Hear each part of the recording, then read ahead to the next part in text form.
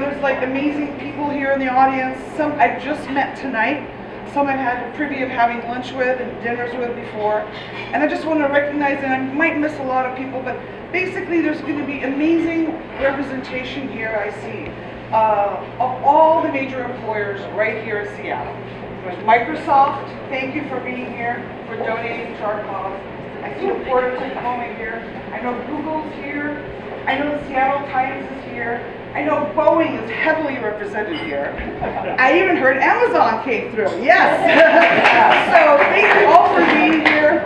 I want to recognize just a few extra special guests that I've been having the pleasure of being with.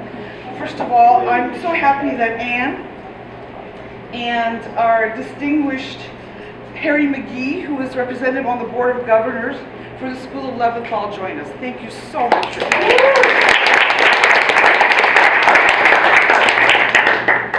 We also have an amazing group of representations from different schools. As I look at the list, I see young faces. We actually have at least 3 students from the class of 2012. Woohoo! Is that amazing? Just for that special, Veronica is a guest here. I want to just point her out. Young are so welcome to me, the energy, the enthusiasm. So we're glad you're here. My 2 very important pieces of my fundraising arm back there are Damien and Alex. And they've been amazingly supportive. We have representation from the letters, arts and science. We have social policy. We have representation from the engineering school, of course. Viterbi. Thank you for saying it was something else when I started there. And of course the Price School, the Annenberg School, our distinguished speaker and her comrades, and of course the Northside School. And one of the biggest representations, of course, is my school, Marshall. I'm really glad you're all here. It means so much to me, and I really need to point out that the enthusiasm, the spark, and everything that has been generating in the last few years, and is essentially through Allison. Allison is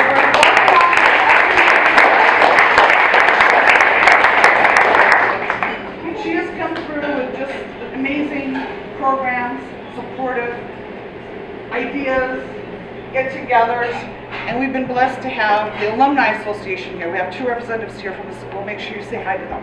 Harmony Frederick, which we can't do without. So thank you so much for this. And now I'm doing the emails, the letters, the corrections. So thank you for that. And I think with that, I'm turning the table. Thank you. So I have the absolute most joyous pleasure to introduce our speaker tonight, Cynthia Strong. She's a native of Seattle, and she manages her personal investment portfolio and has been an angel investor.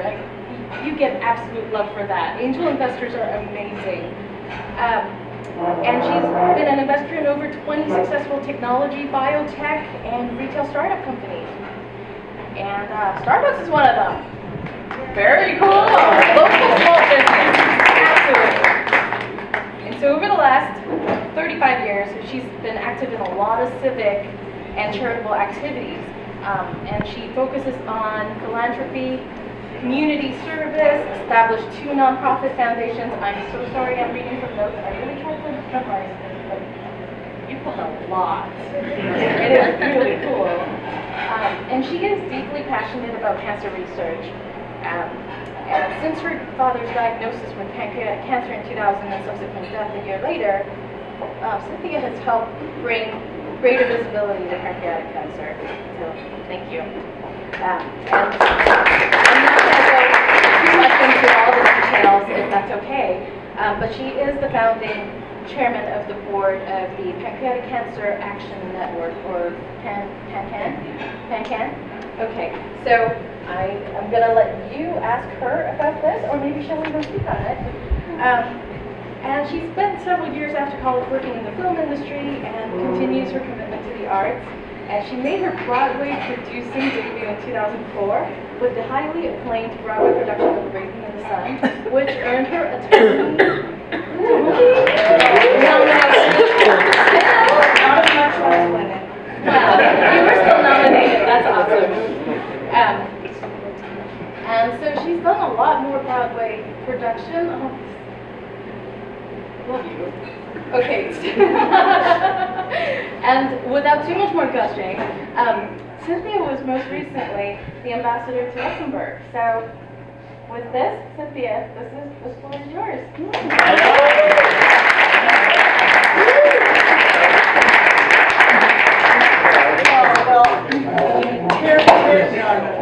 Terry thinks what I've done is impressive, and she's got 3 degrees, and I can't even understand what she does. So.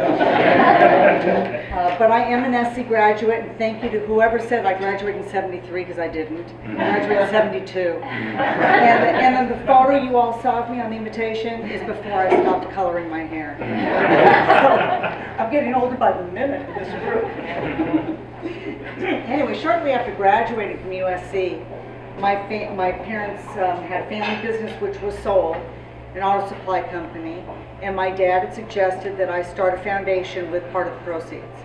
I was quite young and I thought it was quite interesting, but it was tax advantageous, so I went ahead and did it, and that was my start into the world of philanthropy.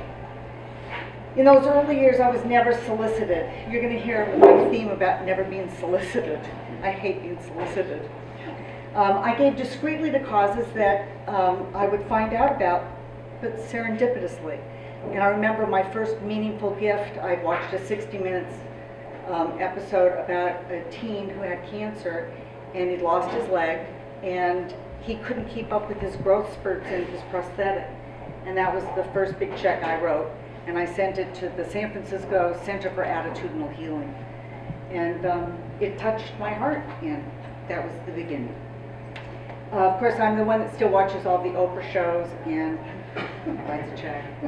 Or watch the animal rescues after Hurricane Sandy, and I wrote a check. Giving for me, I get the most satisfaction when it touches my heart. And if you wonder why I'm talking about philanthropy, that's because Meryl told me I had to talk about philanthropy. But if you want to talk about later, if you want to talk later about the world of politics, I'm happy to share. But you have to pay for it.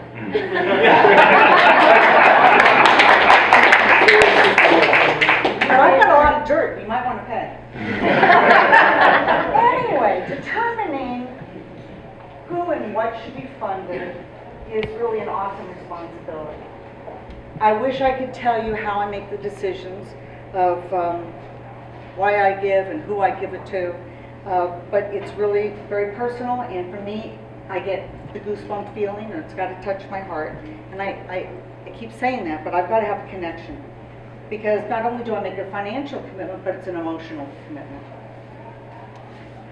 Anyway, for me, philanthropy is also quite unstructured and often whimsical and serendipitous. Basically, I give to donors, development officers don't necessarily like this. Where's Allison? Oh, she's not listening good. I give to who I want to give to, when I want to give, how much I want to give. And yes, there's a strategic balance about giving, whether you give to a specific goal or give from your heart. And as I keep saying, I give from my heart, but after all, it is an investment. I look at it as an investment. It's more than a tug of my heartstrings. Maybe that's where it starts, but then you've got to do your homework, and I used to have to do my homework. That means you start researching the organization, you review their financials, you make site visits, you talk to other philanthropists. Oftentimes I'll know a board member and I check with them. I meet with lay leaders, I meet with their staff. I try to avoid duplication of services. That's my particular thing. I can't stand when people are duplicating services. And now I need my water. I need my water. I'm going to practice talking. Huh? Oh, good. Okay. Are you ready? That sounds good. Anyway.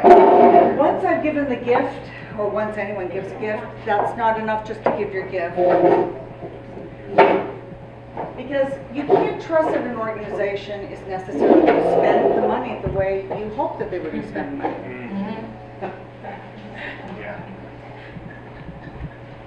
The old days of no accountability are over. I hope they're over. And more donors are requiring that the organization give a summary of how the money's been spent. And this is an ongoing process.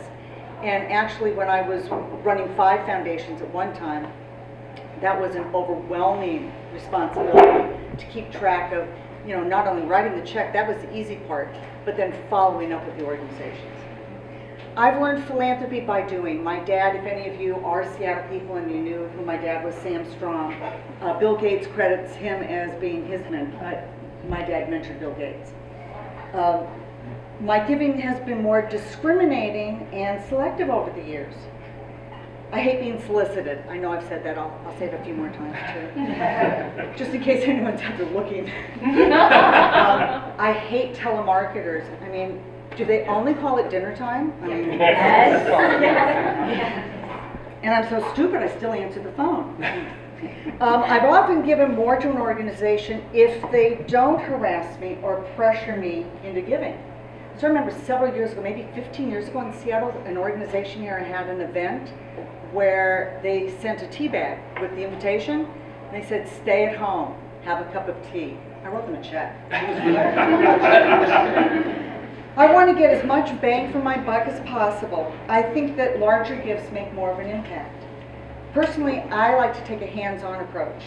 My time is often more valuable than my checks, and therefore I'm willing to roll up my sleeves. But more important, when I'm actually doing the work, and I love the grunt work, I'm kind of nutty that way, but it gives me a sense of ownership of the project or whatever, and then they've got me, maybe not for life, but then I'm really involved. And if you can make a dramatic difference, it's way more important than just being a drop in the bucket. My guidelines for giving have been a moving target and have continually changed over the years. For example, I gave to more child-centered things like the Children's Museum when my daughter was little. I mean, I've kind of tracked with her growth. And then when my dad was diagnosed with pancreatic cancer, as Terry had said, that my giving shifted from the arts, which I was giving a lot to the arts before that, and now it's predominantly just cancer research and pancreatic cancer research. I like to give before being asked, and this is where cultivation comes into play. If the nonprofit organizations are smart, they get to know their constituency. I use Children's Hospital here in Seattle as an example because there was a development director there that I got to know years ago, and she was brilliant. She would call me. She'd write little notes. She kept me in the loop. She engaged me before I'd ever given any money. We became friends, but then it was easy. It was easy to give. By the way, kissing ass is transparent. So, Allison, just remember, kissing ass is transparent. You don't want it. And development directors who make assumptions about your giving is annoying to say the least. One of my dilemmas is always struggling about supporting annual funds. Operating funds are necessary. I mean, they really are the lifeblood of any organization, but for me, I don't want to be the line item in anyone's budget. I don't want to be counted on or expected to give for that line item. I just find more satisfaction in giving to capital campaigns or special projects, and I like to be able to see the finished project. And while I believe that endowments are really important, I believe that my foundation is an endowment of sorts. Another dilemma is how to phase out giving to the same institution over and over, and that's a really hard one because you've got something you've been involved with